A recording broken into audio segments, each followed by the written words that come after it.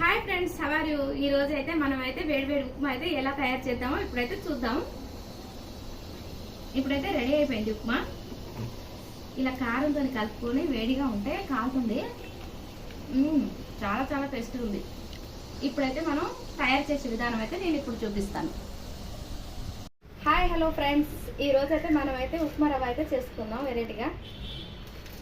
దీంట్లో మనం ఉప్మా రవ్వ ఇప్పుడైతే ఆయిల్ వేసుకోవాలి కొద్దిగా. అయితే కట్టదు. ఇలా ఎందుకు చేస్తామంటే మనకు గడ్డలు అయితే కాదు ఉప్మా. చాలా వరకు అయితే కొద్ది ఆయిల్ పోయకుండా చేస్తారు. ఆయిల్ అయితే ఆయిల్, నెయ్యి అయితే నెయ్యి మంచిగా రోస్ట్ అయ్యేదానికి మనం ఫ్రై చేసుకోవాలి.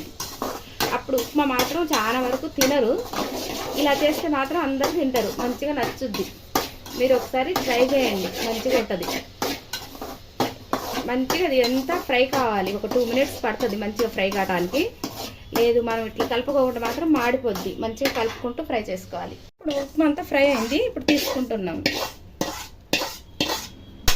ఇప్పుడు ఉప్మా అయితే ఫ్రై అయిపోయింది, ఇప్పుడైతే తీసుకున్నాము. ఇప్పుడైతే మనం దీంట్లో అదే కడాయిలో ఆయిల్ అయితే వేసుకోవాలి. మనకు సరిపడంత ఆయిల్ వేసుకోవాలి. ఆయిల్ హీట్ అయినాక మనం దాంట్లో ప్రాసెస్ అంతా చూద్దాం. ఇవైతే కోపు దినుసులు వేస్తున్నాను. ఆయిల్ అయితే హీట్ అయింది.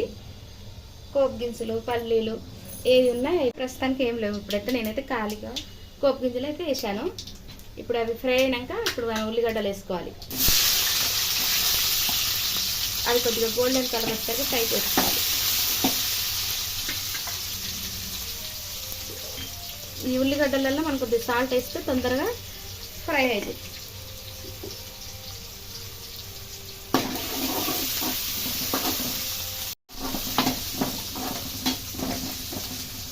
కొద్దిగా అల్లం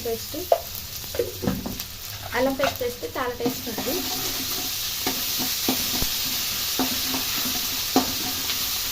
అల్లం బాగా ఫ్రై అయినాక మనం టమాటా కూడా పేస్ట్ కోసమే 2 పచ్చిమిరపకాయలు, కారం బాగుంది అందుకోసం నేను కొన్ని వేస్తున్నాను.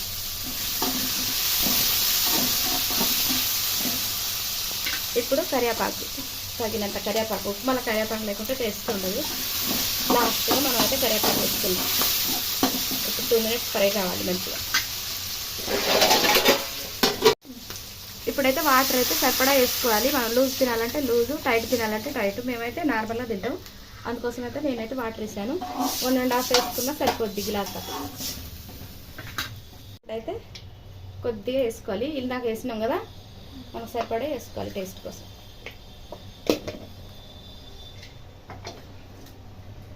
ఇది వాటర్ అయితే బాయిల్ కావాలి, అందుకోసం అయితే నేను 2 minutes మూత పెడతాను. ఇప్పుడైతే 2 minutes తర్వాత వాటర్ అయితే బాయిల్ అవుతుంది. వాటర్ బాయిల్ అయినాక కొద్దిగా మనం సిమ్లో పెట్టుకోవాలి.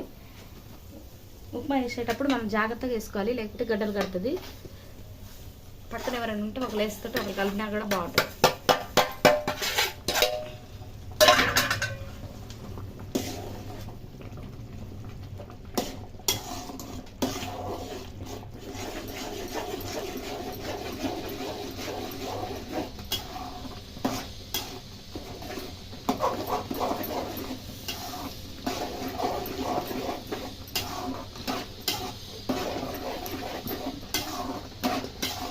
ఇప్పుడైతే మంచిగా మనం అయితే గడ్డలు లేకుండా మంచిగా కలపాలి. ఉప్మాని అయితే ఎంత కలుపుతుంటే అంత గడ్డలు అయితే కట్టదు, లేకపోతే మాత్రం గడ్డలు కడుతుంది. ఒక 2 minutes 5 minutes ఇలా మనం కలుపుతూ చేయాలి. వేడి అయితే ఉప్మా అయితే రెడీ అయిపోయింది. టిఫిన్లలో బెస్ట్ టిఫిన్ అయితే ఉప్మానే. మనకు 2 minutesలో రెడీ అయిపోతుంది. చాలా టేస్ట్గా కూడా ఉంటుంది. ఇప్పుడైతే మనం స్టవ్ కట్టేస్తున్నాం. ఇది చట్నీలైనా కారంలోనైనా చాలా చాలా బాగుంటుంది. ఒకసారి మీరు కూడా ఇలా ట్రై చేయండి. నచ్చితే లైక్ చేయండి, సబ్స్క్రైబ్ చేయండి, షేర్ చేయండి. ఒకసారి ట్రై చేయండి. ఇప్పుడైతే ఇలా ప్లేట్లో తీసుకొని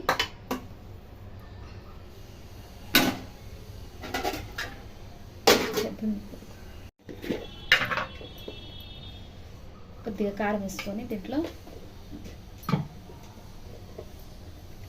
నెయ్యి ఉంటే నెయ్యి, ఆయిల్ ఉంటే ఆయిల్,